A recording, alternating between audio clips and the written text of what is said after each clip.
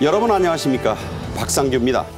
11월 미국 대선이 78세 백인 전직 대통령과 60세 흑인 여성 부통령의 대결로 치러질 것 같습니다.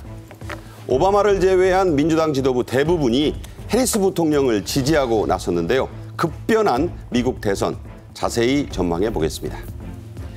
어딜 가나 키오스크라 불리는 무인 주문 기계가 있는 세상이 됐죠. 대다수 노인분들은 햄버거 하나, 커피 한 잔 시켜 먹기도 어렵습니다. 정부와 지자체에 이어 동료 노인들까지 나섰습니다. 조선시대 배옥의 시장에서 시작해 119년여의 역사를 자랑하는 광장시장이 확 달라집니다. 넓게 저장한다는 의미의 광장시장이 어떻게 변모할지 그 청사진을 미리 들여다보겠습니다. 먼저 김열수 한국군사문제연구원 안보전략실장, 고성국 아시아투데이 주필과 함께 하겠습니다. 어서 오십시오. 네, 안녕하십니까? 안녕하세요. 암살 시도에서 살아난 트럼프 전 대통령이 거머쥔 듯했던 미국 대선의 향방이 다시 좀 아리송해졌습니다. 현직 대통령 바이든이 대선을 넉 달도 채 안 남겨둔 상태에서 후보직을 스스로 내려놨기 때문인데요. 먼저 전격적인 발표 직접 보겠습니다. I want to salute him. It is an extraordinary decision for someone who has a lifetime in public service to step aside for the good of the country and the good of his party. He made that decision yesterday. I'm sure it wasn't an easy one for him because I've been a personal friend of his for 30 years. 미국의 현직 대통령이 재선 도전을 포기한 사례는 과거에 딱 2번 있었습니다. 둘 다 공교롭게도 민주당 소속이었네요. 네, 그렇습니다. 1952년에 트루먼 대통령이요. 그리고 그 다음 이제 1964년에 존슨 대통령인데요. 그러니까 미국은 잘 아시다시피 이제 2번 연임이 가능하잖아요. 그러니까 대통령에 당선이 되면 바로 사실은 재선 준비들을 다 합니다. 그렇죠. 네, 모든 정책 발표가 재선에 포커스가 맞춰져서 이루어지는 것이고요. 백악관에도 아예 그런 그 재선을 염두에 둔 전략팀이 가동이 돼요. 네. 예, 그렇기 때문에 누구나 다 재선에 도전을 하는데 이 트루먼 대통령은 경선에서 끝나서 진 게 아니라 경선 도중에 사퇴를 해요. 네. 예, 워낙 그 이 차이가 많이 나서 해도 안 되겠다 싶었던 모양이고요. 그다음에 이제 존슨 대통령은 지병으로 경선에서 조금 앞서가고는 있었는데 도저히 이 4년의 다음 대통령직 수행이 어렵다. 또 선거를 치르는 게 힘들다. 이런 네. 판단 때문에 스스로 물러납니다. 네. 바이든 대통령이 사퇴하긴 했지만 민주당으로서는 시간이 좀 없습니다. 8월 7일 이전까지는 대체 후보를 확정해야 불이익이 없다 이런 얘기가 나오는데 이유가 뭔가요? 예, 대선 후보를 지금은 이제 선정할 때는 2가지 지금 방법이 있습니다. 하나는 너무 시간이 촉박하기 때문에 대의원들을 대상으로 해서 온라인 투표하는 방법이 있고요. 2번째 방법은 지금 다음 달 19일부터 22일 사이 시카고에서 전당대회가 있지 않습니까? 그 전당대회에서 이제 이렇게 투표를 해가지고 뭐 선출하는 방법이 있는데요. 지금 말씀하신 것처럼 좀 시간이 조급하다라고 하는 것은 이게 각 주의 법에 따라서 좀 달리 이제 문제가 있어서 그러는 거거든요. 네. 지금 이제 오하이주가 문제가 되는데요. 오하이오. 네, 오하이오요. 그러니까 8월 7일까지 여기 민주당이든 뭐 공화당이든 대통령 후보가 등록이 돼야 되는 거거든요. 그 인쇄를 하는 거예요. 그렇죠. 그럼 그렇다라고 하면은 그 전에 이제 대통령 후보가 누구인지를 결정을 해야 되는 거예요. 그러니까 바이든으로 찍히면 소용이 없는 거죠. 아무 소용이 없는 거죠. 바이든으로 지금 뭐 찍힐 리도 없고 왜 그러냐면은 이제 최종적으로 선거를 해야 되는데 선거를 안 한 상태에서 전당대회가 아직 안 이루어졌잖아요.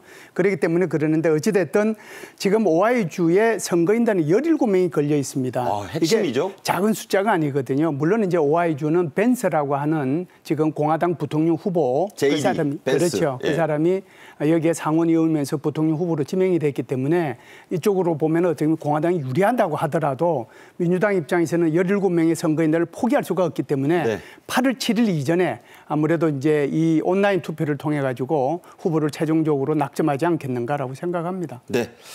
펠로시 전 하원 의장도 해리스 부통령에 대한 지지를 공식 선언해서 이제 국면은 기울고는 있습니다. 자, 코로나19에 걸려서 델라웨어주 사저에 머물던 바이든 대통령은 후보 사퇴 발표 그야말로 전격적으로 단행을 했죠. 네, 이 미국 정치를 보면 모든 것이 다 그 공적인 시스템에 의해서 가동되는 것처럼 보입니다. 네. 그런데 실제로 아주 중요한 결정은 아주 가까운 측근들이나 가족들에 의해서 이루어지곤 하거든요. 네. 이번에 이제 바이든 대통령이 사실은 그냥 있으면 후보인데 이걸 사퇴를 하는 것이니까 얼마나 중요한 결정입니까?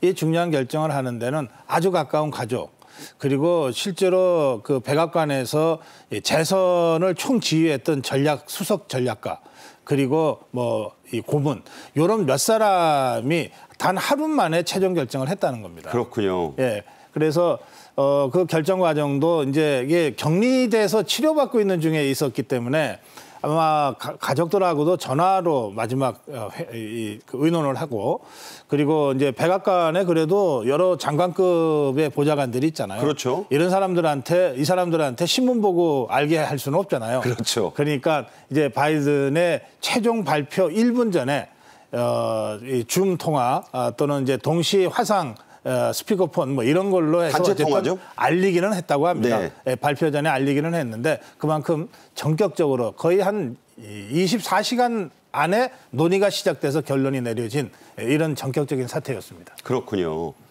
이런 전격적인 사퇴를 계기로 바이든과 오바마의 이 어긋난 브로맨스. 두 사람 굉장히 가까운 사이지만 또 결정적 고비마다 오바마가 바이든에게 등을 돌렸었던 그런 관계예요. 이게 또 화제가 되고 있죠? 네, 브로맨스가 지금 깨지고 있는 것 같습니다. 뭐 잘 아시다시피 바이든 대통령은 델라웨어에서 29살의 최연소 나이로 상원의원이 됐거든요. 몇 년간 상원의원을 했냐면 36년간 했습니다. 그야말로 6선을 했죠. 그리고 나서 이제 2020년에 대선에 나가려고 민주당은 이제 대선 후보로 나가기 위해서 했는데 그때 오바마라는 사람이 등장해서 돌풍을 일으키면서 여기 이제 실패를 하고요. 결국은 이제 오바마 대통령이 대통령으로 이제 지명이 되면서 사실상 그 부통령 후보로 이 바이든을 부통령 후보로 지명을 해서 8년 동안은 정말 브로맨스를 가졌어요. 그렇죠. 그러면 이제 8년이 끝나고 나면 이제 부통령이었던 바이든 전 이제 대통령이 바이든이었던 부통령이었던 그 사람이 이제 대통령으로 나가려고 했는데 그러면은 바이든 대통령 오바마 대통령이 지지를 해줘야 될 거 아니에요. 그때 지지를 안 해주고 그때 당시에 그 힐러리 클린턴 국무부 장관을 지지를 해줘서 그때 마음이 좀 아팠거든요. 그런데 힐러리 국무부 장관이 나가서 대통령이 당선이 됐으면 이게 좀 이제 덜 할 텐데 그때 이제 누구한테 졌습니까? 트럼프 대통령한테 졌단 말이죠. 그런 상황이었죠. 그래서 그런 상황을 유지하다가 이번 같은 경우도 이제 어떻게 보면은 결정적인 이제 역할을 했다라고 볼 수가 있는데 지금 말씀하신 것처럼 무슨 하원 의장 했던 분은 그냥 공개적으로 이게 지금 바이든 대통령 지금 하야해야 된다. 하야가 아니라 대통령 후보 사퇴해야 된다라고 얘기를 했지만 바이든 대통령, 오바마 대통령 아무 말도 안 하면서 이걸 이제 민주당 후보들한테 알려줬단 말이죠. 지금 상태로는 곤란하다. 그러니까 민주당 의원들이 공개적으로 30명 가까이가 후보 사퇴를 요구했단 말이죠. 네. 그러다 보니까 사실상 어떻게 보면 바이든 대통령으로 봐서는 오바마 전 대통령에 대해서 섭섭함이 있을 수밖에 없죠. 비록 오바마 대통령이 토론 잘못할 때도 있다. 이번에 이제 사퇴한 것을 보고 최고의 애국자다. 진정한 공직자로서 역사적인 사례로 남을 것이다. 이렇게 말은 했지만 그 앙금이 어떻게 쉽게 가라앉을 수 있겠습니까? 네, 오바마 전 대통령의 이런 망설임은 누가 트럼프의 복귀를 막는데 가장 적합한 후보냐는 걸 고민하는 데 있다. 이런 분석들이 많습니다. 실제로 버락 오바마는 트럼프가 처음 당선된 뒤에 그러니까 자기가 민 힐러리가 진 뒤에 여러 번 강도 높게 비판을 했죠. 예. 이제 우리나라 정치는 사실 진영 간 대결 성격이 강하잖아요. 그런데 미국 정치는 이렇게 본선으로 가면은 양당의 민주당 공화당 간에 그 공약이 점점 수렴되는 경향을 보입니다. 네. 결국은 마지막에 그 3, 4% 정도 되는 중도층이 어느 쪽을 손을 드느냐의 승부가 결정되기 때문에 중간을 향해서 계속 가게 돼요. 그러다 보면 선거 막판에는 공약만 가지고서는 이게 어느 당 건지 구별이 잘 안 될 정도로 수렴이 되는 경향이 있어요. 그러니까 상대적으로 이제 우리 정치와 비교하면 진영 간 대결 성격이 좀 약해요. 그런데 그런 민주당에서 특별히 좀 진영적 성격을 의식하고 움직이는 사람이 오바마인 것 같아요. 네. 그러니까 이제 오바마는 특정 개인이 중요한 게 아니라 민주당 진영이 중요한 거예요. 아. 예, 그래서 지난번에 자기 밑에서 8년이나 부통령한 바이든을 제치고 힐러리 손을 들어준 것도 진영이 이겨야 되니까이라고 하는 생각이었을 거예요. 네. 그러니까 지금도 바이든으로는 안 된다라고 생각해서 동료 의원들한테 영향력을 미쳤잖아요. 이것도 역시 민주당 진영이 이겨야 된다는 문제의식이 이었을 거고 지금 그러면 해리스 손을 왜 안 드냐. 과연 해리스가 필승 카드냐에 대한 마지막 고민이 지금 진행되고 있는 것 같아요. 네. 그런 점에서 클린턴과 바이든은 그 민주당 진영에서는 가장 영향력 있는 두 사람이지만 약간 스타일이 좀 다르고 성격이 다르다. 조금 더 진영적 고민을 더 많이 하고 있는 게 오바마인 것 같다. 저는 그렇게 느낍니다. 네. 이런 속담이 있죠. 병 주고 약 준다. 오바마 전 대통령은 바이든 대통령의 사퇴를 배후 조종했다는 말까지 들었지만 사퇴 발표가 한번 나오니까 대환영하고 또 찬사를 보냈습니다. 다만 대체 후보로 유력한 해리스 부통령 얘기는 지금까지는 적어도 하지 않고 있습니다. 부인 미셸 오바마 때문이라는 얘기가 나와요. 뭐 그거는 조금 이제 좀 너무 나간 분석인 것 같고요. 우선 뭐 미셸 오바마는 전혀 정치할 생각이 없는 걸로 지금 여러 차례 확인이 되고 있기 때문에요. 그리고 해리스 대신에 미셸을 세우려면 굉장히 복잡한 과정을 거쳐야 되고 사실은 지금 3,300만 달러 거쳐져 있는 이 후원금을 포기해야 될지도 모르거든요. 그거는 해리스가 바로 쓸 수 있죠. 네, 그렇습니다. 해리스는 바로 쓸 수 있는데 미셸이 쓰려고 그러면 복잡합니다. 자, 그래서 미셸 오바마 때문에 해리스 지지를 유보하고 있다는 해석은 좀 너무 나간 것 같고 네. 이게 지금 이렇습니다. 클린턴은 일찌감치 해리스 손을 들었어요. 그다음에 펠로시 전 하원의장도 해리스 손을 들었습니다. 그렇죠. 그러니까 여기서 오바마가 들어주면 끝나는 거예요. 판은. 그렇죠. 그런데 과연 그러고 나면 다시 뒤집을 기회도 없는데 과연 이 사람 맞냐? 마지막으로 한 번 더 점검하는 과정에 있는 것 아니냐. 그런데 지금 시간적으로 다시 경선을 하거나 전전하기 어렵다고 본다면 결국은 오바마가 어느 시점에선가 손을 들어주면서 마치 그 컨벤션 이펙트를 해리스한테 갖다 주는 방식의 퍼포먼스를 하게 되지 않겠나. 그런 고민을 지금 하고 있는 것 같습니다. 네. 고주필 말씀은 결국 마지막 뒷문을 걸어 잠그는 역할을 버락 오바마 전 대통령이 하지 않겠느냐 이런 지적이신 것 같습니다. 지금 이제 저렇게 말씀하신 것도 이유가 있긴 한데요. 이제 오바마 대통령 입장에서 한번 보세요. 자기 부인인데 자기 부인을 생각하고 그걸 안 했다라고 하면 네. 그러면은 지금 바이든 대통령한테는 도대체 뭐가 되는 겁니까? 너 참 잘했다라고 하고 역사에 남을 일이라고 하면서 오히려 미셸 오바마를 이렇게 대통령으로 내세운다면 그런 면도 있네요. 그건 말이 안 되는 거죠. 네. 그러니까 지금 참고 있다 이렇게 볼 수가 있죠. 네. 역시 김열수 실장님의 분석을 곁들여서 들으시면 이 그림이 좀 그려질 것 같습니다. 바이든 얘기 좀 하지요. 미국 역사상 최고다, 최초다 이런 타이틀을 가장 많이 지닌 정치인으로 역사에 남게 됐습니다. 약관이라고는 할 수 없지만 30살의 최연소 상원의원, 81세의 최고령 대통령, 후보직을 거의 확정해 놓고 스스로 물러난 최초의 대통령 등인데요. 그래서인지 바이든과 후임자에게 찬사가 쏟아지고 있습니다. 직접 들어보시죠. Acted today in the interests of America, putting the nation's well-being above his own, perhaps, self-interest. And it is a decision that I will always admire and respect. Being the first black woman president, potentially, it was just very exciting for me. And hopefully she can get to the election. Hopefully she could win the election, in November. 네, 해리스 부통령은 자신의 SNS에 대선 후보가 돼서 트럼프를 반드시 이기겠다고 했습니다. 사실상 선거운동의 개시를 알린 셈이지요? 그렇죠. 지금 바이든 대통령으로부터 지지받자마자 바로 상하원 의원들 그리고 주지사한테 전화 돌렸거든요. 그 전화 돌린 효과가 굉장히 많이 나타난 것 같습니다. 바로 이제 그 AP 통신에서 자체 그 설문조사를 했거든요.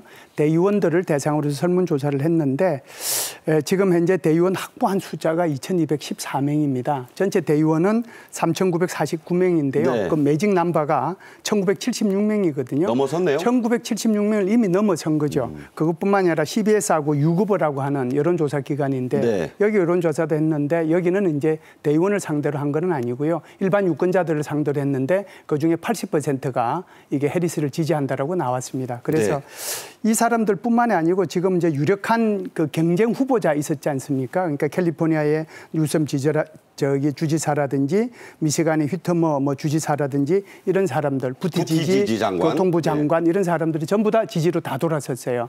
그렇기 때문에 지금 이제 대세는 해리스로 가고 있습니다. 일단은요. 네, AP의 말에 따르면 이미 해리스가 바이든 사퇴의 공백을 거의 다 메웠다.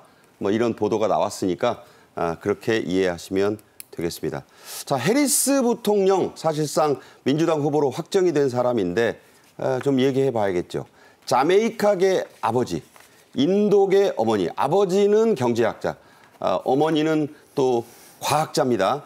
그런 나름 부유한 이민자의 후손입니다. 경력이 참 화려하죠? 그렇습니다.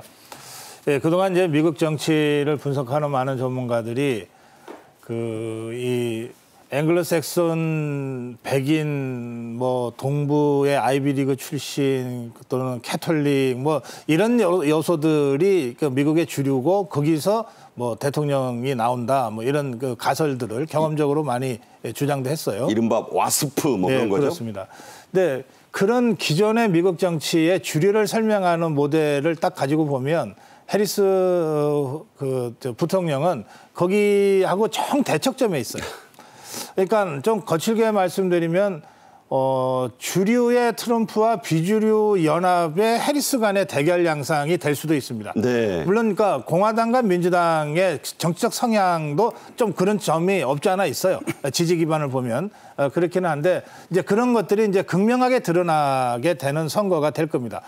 그만큼 치열한 선거가 될 가능성이 많습니다. 그런데 이제 또 한 가지는 이미 이 두 사람을 놓고 보면 트럼프의 시간은 이미 지난번에 있었어요. 그 총격 사건 직후. 그렇죠. 암살 시도 있었고 또 붕대하고 나왔고. 그러니까 그런 트럼프의 시간이 그런 극적인 시간이 또 오기는 어렵지 않겠습니까? 네. 마찬가지로 해리스의 시간도 지금입니다. 바이든이 후보 사퇴하리라고는 사실은 처음엔 누구도 예상 못했거든요. 그렇군요. 그러면서 극적으로 지금 신데렐라처럼 지금 등극하고 있잖아요. 그러니까 지금은 해리스 시간이에요. 네.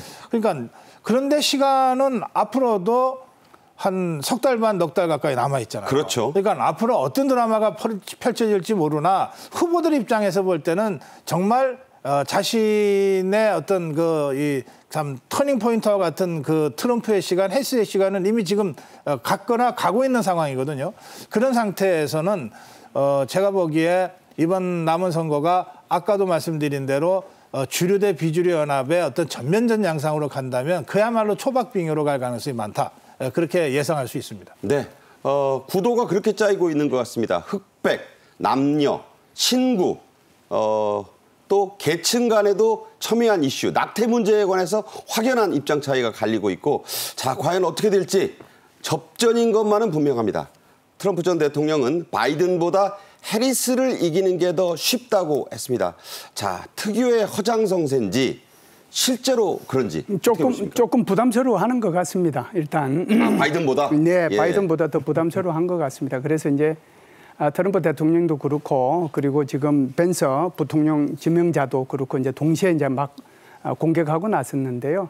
그래서 이제 해리스를 잘 웃는 여자, 그러니까 뭐 시와 때를 장소를 가리지 않고 그래서 영어로는 약간 해프다는 뜻이 있죠. 예, 랩핀 뭐 이런 식으로 표현을 하고요. 그리고 이제 바이든 대통령 4년 동안에 한 게 뭐 있느냐, 거기에 대한 조력자에 걸빠지 않았느냐 이렇게 이제 비판하고 나서고 있거든요.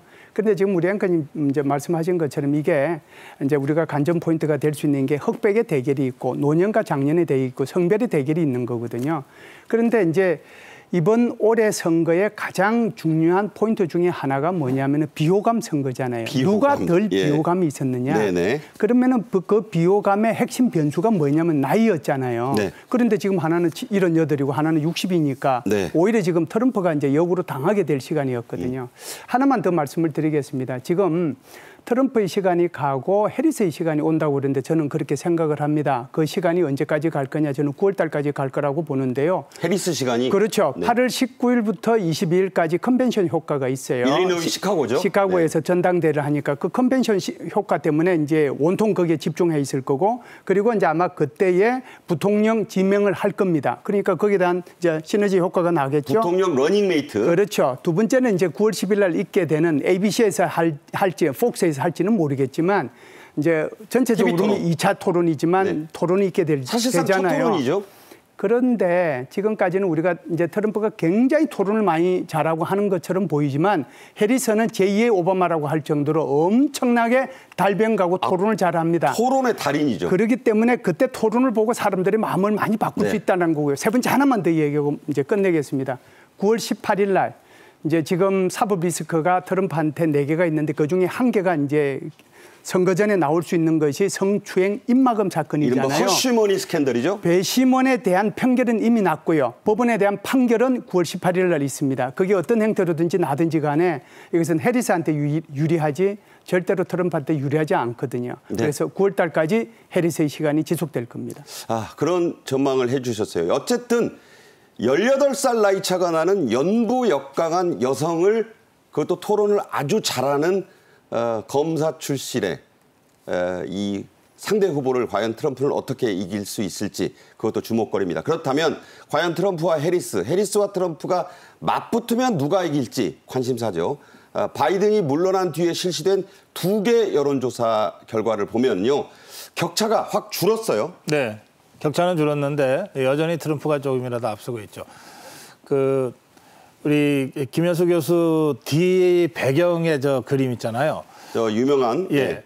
저 지금 트럼프 후보가 지금 성조기를 배경으로 해서 하고 있는 저 사진은 지금 연출하려고 해도 참 하기 어려운 사진이에요. 올해 그 퓰리처상 사진 부문 수상이 확실합니다. 예. 그러면 이게 이 한 장의 사진이 가는 효과가 있잖아요.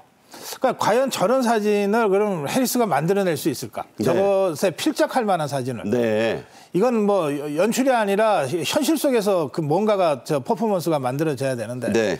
그런 점들을 감안하면 또 지금 미국이 처해 있는 그 상황이 이게 녹록지가 않거든요. 국내외적으로. 더구나 어쨌든 해리스는 4년간 부통령을 해서 바이든 정권의 공과 과를 다 안고 계승하고 나오는 후보이기 때문에 사실은 이른바 심판론의 대상이 되는 후보고 트럼프는 공격할 수 있는 후보거든요. 그러니까 토론을 잘해도 공격할 때 잘하느냐 네. 방어할 때 잘하느냐는 건 조금 차이가 많습니다. 그렇군요. 그런 점에서 저는 전체적으로 박빙이지만 트럼프 쪽이 조금 더 이 전국 주도를 특히 TV 토론이 시작됐을 때는 그 주도권을 행사하면서 선거전이 진행될 가능성이 높다고 저는 봅니다. 네, 컴퓨터용어로 리셋이 됐습니다. 바이든이 물러나면서 신구, 흑백 또 남녀 대결. 과연 이 리셋의 결과가 어떻게 나타날지 주목이 된다는 말씀이고요. 두 분의 견해가 팽팽하니까 더 듣기가 편합니다. 저는. 해리스 후보는 바이든보다 훨씬 더 강경한 대북 원칙론자로 알려져 있습니다. 이 확 달라진 미국 대선 구도와 그 승패에 따라 한반도 정세도 많이 출렁이겠죠? 네, 아무래도 이제 그럴 수 있는 가능성이 높죠. 일단은 뭐 해리스가 대통령에 당선이 된다라고 하면 뭐 큰 차이는 없을 거예요. 2022년도에 한국을 방문한 적도 있고 그 남편도 지금 윤석열 대통령 취임식 때 이제 한국을 방문한 적이 있거든요. 이른바 세컨드 젠틀맨이요. 그렇죠. 그때 왔을 때도 이제 그렇게 얘기했어요. 절대로 김정은하고 라브레터 주고받지 않겠다. 그리고 트럼프가 3번이나 김정은이 만났지만 김정은이 홍보만 했지 남아있는 성과가 뭐가 있었느냐. 이렇게 이제 비판을 했던 사람이기 때문에 네. 대북 정책이나 또는 대한민국에 대한 정책은 큰 변화가 없을 거라고 보고요. 트럼프가 대통령이 될 경우는 엄청난 변화가 있을 겁니다. 방위비 분담금뿐만 아니라 주한미군의 감축과 철수 그리고 북한의 핵 문제에 대한 굉장히 북한 입장을 옹호하는 그런 쪽으로 갈 가능성이 있고 한미연합훈련도 없어지거나 또는 축소될 가능성도 있고 그렇기 때문에 누가 대통령이 되느냐에 따라서 한국 안보에 굉장한 영향을 줄 것이다 이렇게 봅니다. 네, 김정은 보고 이제 긴장 풀고 양키스 야구 경기 보러 가자고 할 정도로 이제 얘기를 했고 그는 나의 복귀를 그리워할 것이다 이런 말도 했습니다. 자, 우리 대통령실은 바이든 사퇴에 대한 입장을 공식적으로 이렇게 내놨습니다. 이 입장을 보시고 고 박사님 견해를 좀 듣겠습니다. 자, 어떻게 보십니까? 네. 이게 우리나라만 아니라 전 세계가 미국 대통령 선거의 향배를 정말 긴장감을 가지고 지켜보지 않을 수가 없어요. 조금 전에 김열수 교수 한반도 정책 관련해서 트럼프가 될 경우에 많은 변화가 있을 거라고 예상하셨잖아요.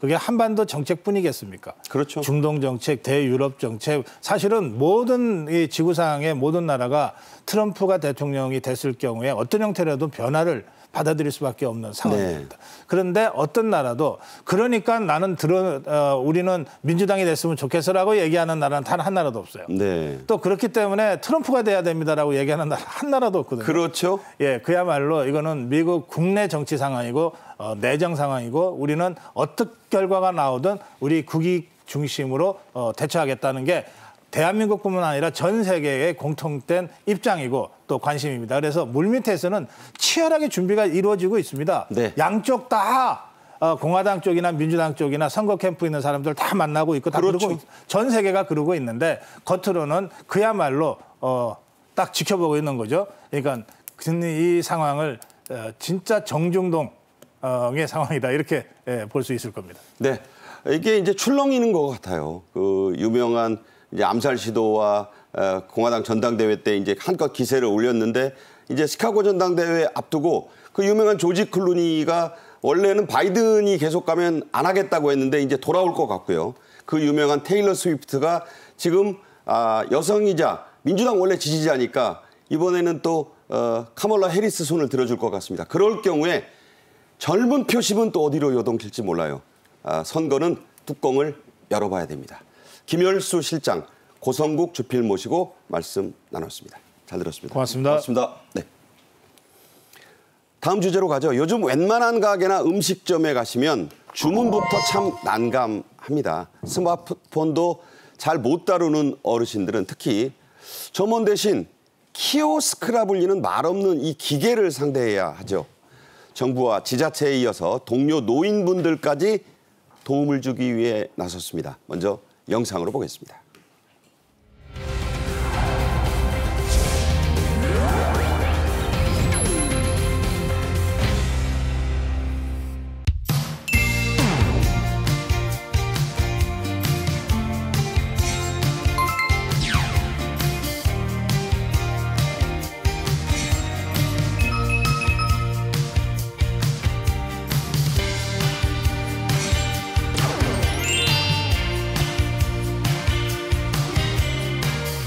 제가 키오스크를 할 줄 몰랐는데 여기서 배워가지고 진짜 자연스럽게 하게 됐어요. 너무나 감사해요.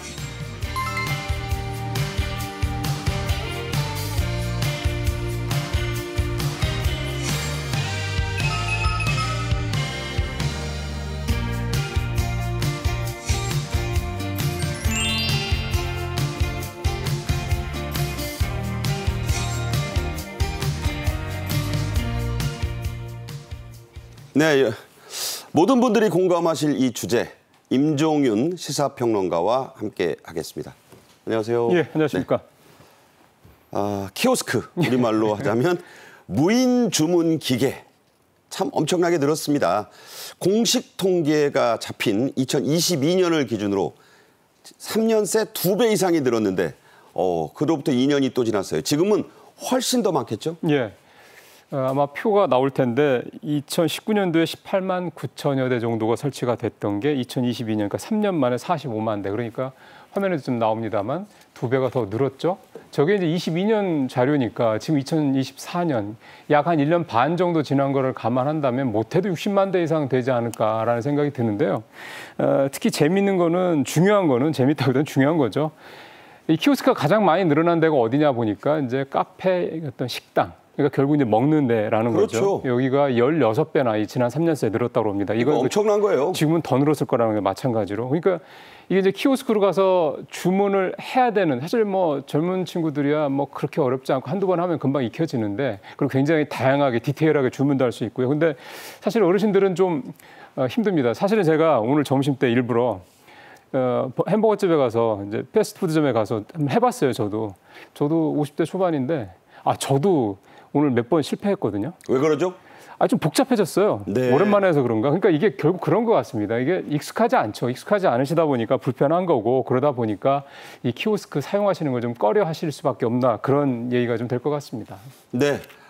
김밥집에 가서 꼬마 김밥 한 줄을 사도 키오스크를 써야 됩니다. 저도 뭐 키오스크 자주 쓰는데 예. 사실 가서 주문하면서 말로 하는 게 좋아. 그렇죠. 하는 분들이 참 지금도 많거든요. 그게 꼭 나이 든 분들만 그러는 건 아니에요.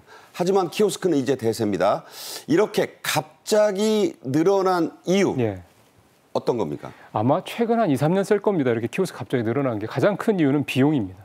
아시겠지만 이제 고물가, 이 고금리 시대 벌써 2, 3년째 계속되고 있지 않습니까? 그러다 보니까 안 오른 게 없죠. 인건비, 그다음에 물건값, 식재료값, 그다음에 뭐 세금만 안 오르고 다 올랐다고 그래야 되나요? 뭐 하여간 안 오른 게 없다 보니까 외식업을 하는 업주 입장에서 봤을 때는 비용 부담이 너무 커지고 있는 겁니다. 그리고 내수 침체가 장기화되다 보니까 벌어들이는 소득은 상대적으로 좀 더딘 그런 상황이고요. 그러다 보니까 이 키오스크를 통해서 적어도 한 명 이상의, 이를테면 서빙을 보든 뭐를 하든 한 명 이상의 직원을 줄일 수 있다. 그러면 적어도 한 달에 우리 한 달 최저임금이 대략 한 200 정도 되는데 이 정도 종을 줄일 수 있다. 그러면 어느 업주든 간에 키오스크를 쓸 수밖에 없다. 그렇게 얘기들을 하고 계시고요. 또 하나는 지금 사실 식당 같은 경우 보면 점심 때 한 2-3시간, 저녁 때 한 3-4시간 정도니까 하루에 한 6-7시간 정도 바쁜 거잖아요. 그렇죠. 그 정도도 안 될 수도 있습니다. 장사가 잘 안 되는 분들이 많으니까. 근데 그 시간을 사람을 쓰려면 하루 종일 또 써야 되면 8시간 이상 있으면 주유소장도 들어가야 되고 인건비도 훨씬 더 많이 들어가잖아요. 근데 그럼 나는 점심 때 3시간만 쓸 거야. 나는 저녁 때 4시간만 쓸 거야. 그렇게 사람을 못 구하는 겁니다. 못 구하죠. 예. 그러다 보니까 결국은 사람을 구하기도 힘들고 또 비용은 굉장히 많고, 그러다 보니 결국 이런 식으로 뭔가 기계의 힘, 사람이 아닌 키오스크 같은 이런 기계의 힘을 빌 수밖에 없다, 이렇게 되는 건데요. 최근에 어떤 조사에도 보니까 응답자의 절반 정도는 더 이상 사람 고용할 능력 안 된다, 이런 얘기도 하고 했습니다. 네, 그러니까 이게 사람을 저렇게 그 기계처럼 쓸 수가 없다 보니까 이렇게 될 수밖에 없는 상황이에요. 자, 이런 맥락에서 키오스크 제조업체들은 인건비가 오를수록 아주 호황을 구가하고 있다. 참 역설이네요. 그렇죠. 어떻게 보면은 사실은 사람을 더 많이 써서 더 많은 어떤 고용 창출 이런 게 필요한 건데, 외식업이 특히 제조업과 마찬가지로 고용 창출이 큰 효과가 있는 업종인데 그렇지 못하다는 얘기죠. 지금 시청자분께서 화면에 좀 보시고 계시겠습니다만, 키오스크 2019년과 2022년 이 3년 새 키오스크와 이 대면 주문 비율을 비교를 한 건데요. 화면에서 보시는 것처럼 확실하게 대면보다는 키오스크로 주문하는 비율이 엄청나게 늘었죠. 롯데가 자체 내 그 F&B 업체들, 그러니까 가맹주들이나 이런 점주들 상황을 보고 키오스크 주문 비중을 보니까 지금 이제 2022년 기준으로 70%가 됐다고 합니다. 그러니까 10명이면 7명은 네. 키오스크, 3년 3명은 대면 주문. 이게 이제 코로나 때를 딱 기점으로 해서 그 반으로 딱 넘어갔는데, 그러니까 결국 코로나 이후가 코로나 상황이 결국은 그다음에 사람이 움직이지 못하는 상황이었으니까 키오스크의 어떤 이런 증가폭을 더 확대했던 그런 얘기가 되는 거고요. 결국은 거기다 비용 절감 문제도 있고 하다 보니까 키오스크가 앞으로도 상당히 많이 늘어날 수밖에 없는 구조가 돼가고 있다, 이렇게 봐야 되겠습니다. 저 추세대로 가면은 누구나 키오스크 장점을 인식하는 업주들이 결국 계속 쓰다 보면 요식업에서 더 사람 쓰는 비율, 이른바 테이블 오더의 비중이 그렇죠. 완전히 더 바뀌어서 뭐 90, 100 되지 않을까요? 어떻게 보십니까? 지금 앵커님 말씀하신 테이블 오더라는 게 사실은 어떻게 보면 신조어죠. 근데 요즘에 식당 같은 데 가보면 아시겠지만 테이블에 이렇게 태블릿이 하나 이렇게 붙어 있고 다 있어요. 어디 거기서 가나. 오더를 네. 할 수가 있는 거잖아요. 그게 쉽게 말하면 테이블 오더가 되는 건데 이게 없는 데가 없고 사실은 그런 가게들 가 보면 서빙 보는 분들이 이제 전부 다 많이 줄었어요. 아니, 와서 묻지도 않아요. 네, 사실은 그러니까 그 서빙하는 분들이 그냥 갖다 주는 정도의 부분이지 뭐 계산 이런 것들은 다 이제 테이블 오더로 다 해버리니까 결국 이렇게 되면은 점점점 그 안에서 고용하는 인원은 줄어들 수밖에 없을 거고 그 다음에 테이블 오더 시장은 더욱더 활성화될 수밖에 없을 거다 이런 얘기가 되는 건데 따지고 보면 이런 여러 가지 비용이 늘어나고 있는 것들이 사람의 고용보다는 자꾸 이런 쪽으로 효율화 쪽으로 가고 있다. 이게 어떻게 보면 우리 현재 사회상이다 이렇게 볼 수가 있겠습니다. 네, 자 이제 소비자 측면에서 좀 이 문제를 바라보겠습니다. 키오스크 시장의 확장이 드리운 그늘도 갈수록 커지고 있습니다. 이용 불편 사례를 조사해 봤더니 이런 결과가 나왔어요. 왜 키오스크를 쓰시면서 불편하십니까? 자, 첫 번째. 다 공감하실 거예요. 예. 뒷사람 눈치 보인다. 말 안 하는데 젊은 녀석이 뒤에서 나보고 아 영감 왜 빨리 안 해. 이렇게 느낀다는 거예요. 쉽게 설명드렸습니다. 말 안 해도 눈치를 다 보이죠. 조작이 어렵다. 아이 어렵다. 기기가 오류가 잘 난다. 지금 아까 50초반인 우리 평론가도 그렇게 말씀하셨고.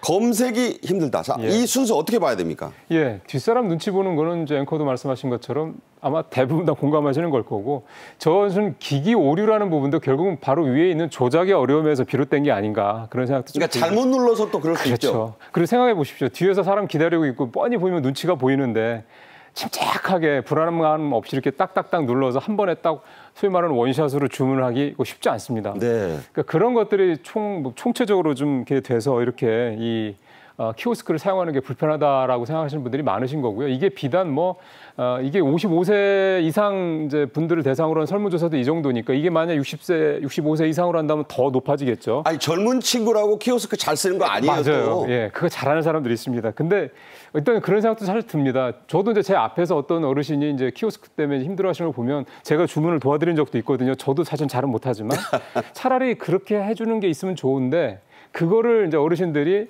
뒤에 있는 젊은 사람들한테 이제 그 어린 사람들한테 부탁을 하기가 또 조금 어려운 거예요. 우리 정서가.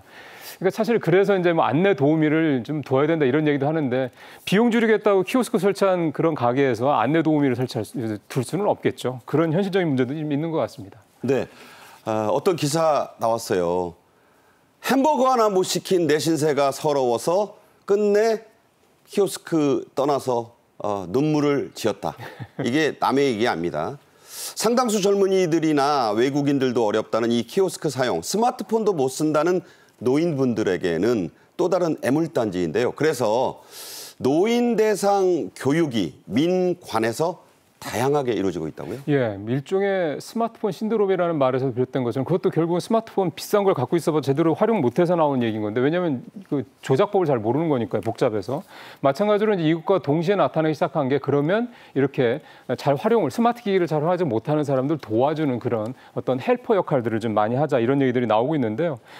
서울 중부교육지원청, 송파구 이런 데서 키오스크 앞에서 어려움을 겪는 이런 노인분들을 위해서 현장 실습 같은 거 이런 프로그램을 만들어서 도와주고 있고요. 그다음에 KT 전남 전북광역본부라든가 충청북도 같은 이런 지자체들도 프로그램을 직접 만들어서 현장을 직접 방문해서 오시지 않고 직접 가서 이제 교육도 시켜주고 어떤 무료 프로그램 같은 것도 좀 가르쳐주시고 또 현장에서 직접 실습할 수 있도록 이렇게 도와주는 그런 프로그램들을 동시다발적으로 하고 있습니다. 결국은 지자체에서 워낙 이제 노인분들이 어르신분들이 많은 그런 구조가 되다 보니까 이렇게 하지 않고서는 어떻게 보면 따지고 보면 지역 경제가 돌아가기 힘든 이런 측면도 지자체에서는 좀 고려하고 있다라는 생각도 좀 듭니다. 네, 은행권 또 기업에서도 이 잘 팔아야 되니까 그러면 자체 네. 교육도 많이 하고 있습니다. 이른바 디지털 쉼터로 불리는 디지털 동행 플라자라는 곳이 있어요. 이곳에서 교육을 받은 노인들의 호평이 이어졌습니다. 직접 들어보시죠. 제가 키오스크를 할 줄 몰랐는데 동행 프라이자에 와가지고 키오스크를 배워가지고 요즘 주변에 이런 매장들이 있는데 나이가 먹으니까 할 수가 없었어요. 근데 여기서 배워가지고 진짜 자연스럽게 하게 됐어요. 근데 여기 와서 공부하면서 그 차단하는 법을 배워서 차단시키고 나니까 여기에 두르질 않아요. 전화 속에. 이게 너무 유익하고 이 공부하는 데 너무 좋았습니다. 서울 디지털 동행 플라자 서북센터에 오시면 스마트폰이라든가 스마트 기기에 대한 거의 모든 것을 배우고 체험하고 그리고 상담도 받으실 수가 있습니다. 여기 오신 분 모든 분들이 처음에는 정말 무에서부터 유를 창조한다는 그런 개념으로 굉장히 즐거움도 갖고 또 교육을 통해서 보람도 느끼고. 불치하문이란 말이 있습니다. 아랫사람에게 뭘 묻는 건 부끄러운 게 아니다라는 뜻이죠. 하지만 가장 역시 편한 건 또래에게 편하게 배우는 겁니다. 80대 노인분들이 친구 같은 80대 학생들에게 키오스크 사용법을 친절하게 가르쳐주는 곳이 있다고요? 예, 이건 정말 굉장히 좋은 모범 사례가 아닌가 생각이 드는데 송파구 종합 노인복지관 소속이 된 스마트 시니어 봉사단이라는 이 단체에 계신 분들인데요. 여기에 지금 화면에도 나옵니다만 저분들 연세가 80대 초중반입니다. 근데 뭐 화면상으로만 봐서는 무슨 저분들이 80대라고 생각하실 정도로 굉장히 활기찬 그리고 굉장히 젊어 보이시는 외모도 갖고 계신 그런 분들인데 이분들이 새 80대 어르신들이 주도로 이런 봉사단이 만들어져서 내 또래 7, 80대, 8, 90대 이런 어떤 노인분들한테 이런 키오스크 조작 같은 여러 가지 조금 스마트 기기에 대한 이런 조작의 어려움들을 직접 좀 가르쳐 주시는 그런 역할을 좀 하고 있는데요.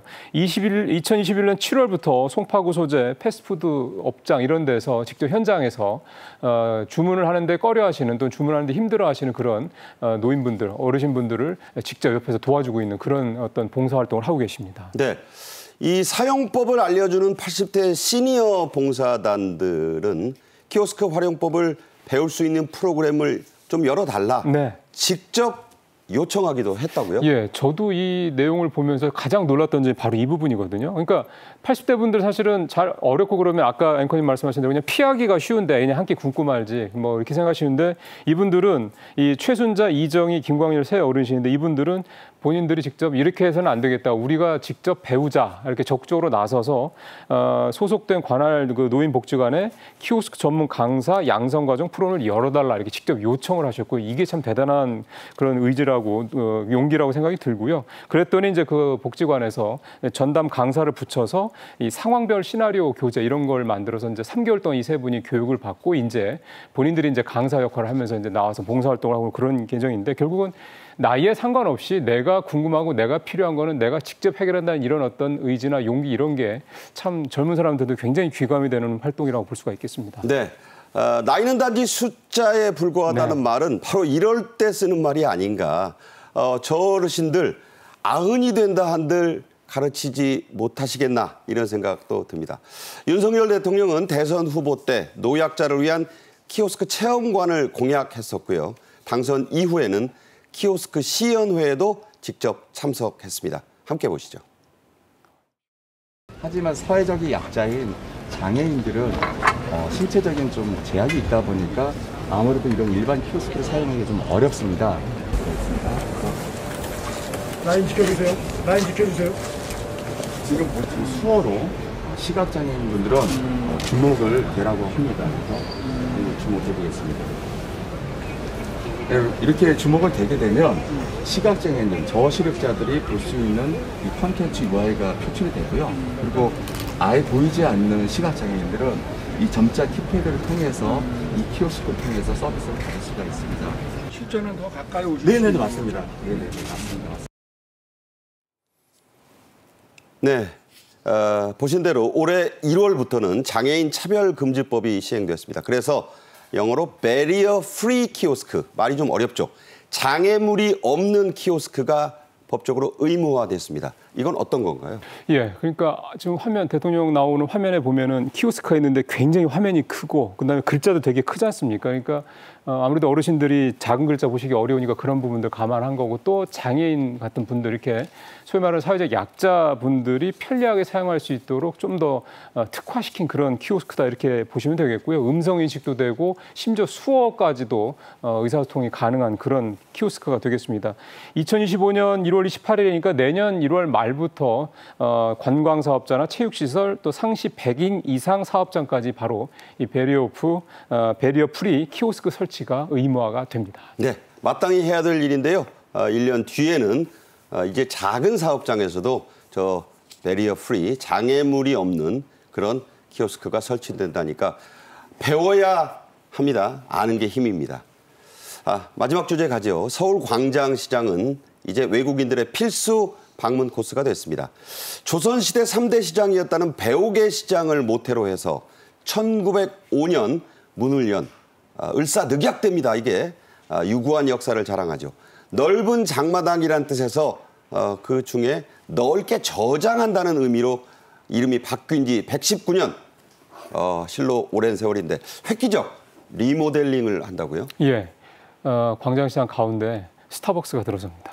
그것도 사이즈가 굉장히 큰 스타벅스가 들어서 스타벅스가? 예, 네. 이게 이제 일종의 광장시장의 랜드마크 역할을 할 거라고 생각이 드는데 스타벅스는 일단 젊은 사람들이 굉장히 선호하는 그런 브랜드이기도 하고 또 하나는 앞서 이제 외국인들이 필수 코스라고 말씀하셨는데 외국인들한테도 굉장히 낯익은 그런 브랜드가 되는 거죠. 그러니까 외국인들이 자연스럽게 올 수도 있고 또 우리 젊은 사람들도 자연스럽게 더 많이 몰릴 수도 있고 이러다 보니까 이제 이 광장시장이 외국인과 그다음에 내국인들이 모두 함께 이렇게 같이 어울릴 수 있는 그런 어떤 공간의 역할로 바뀐다 이런 얘기가 좀 되는 건데요.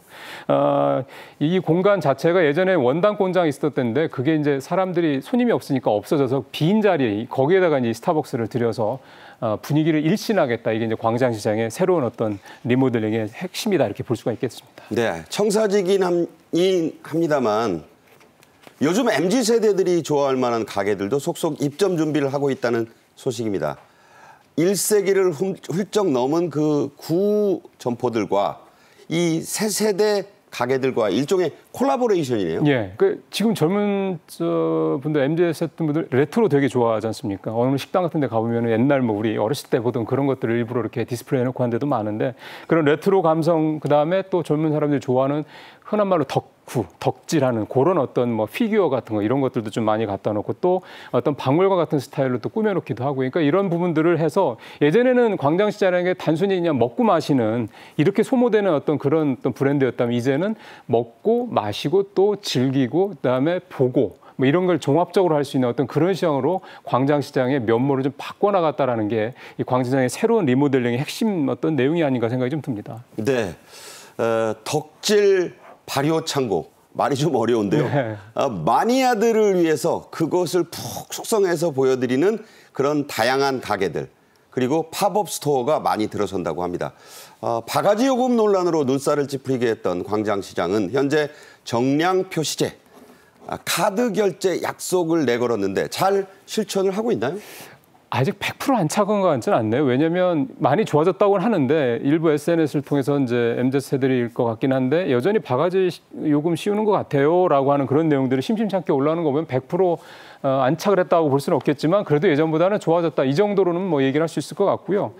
특히 유인촌 문체부 장관이 최근 또 광장시장을 방문을 해서 이 광장시장이라는 데는 단순히 먹고 마시는 그런 공간이 아니라 대한민국의 문화, 그 음식 문화 이런 것들을 대표하는 그런 공간이다. 이제 그런 부분들을 광장시장의 상인 여러분들이 좀 잘 이해해 주시고 그런 식으로 이 광장시장을 좀 만들어가 달라 이렇게 또 당부를 했다고 합니다. 네.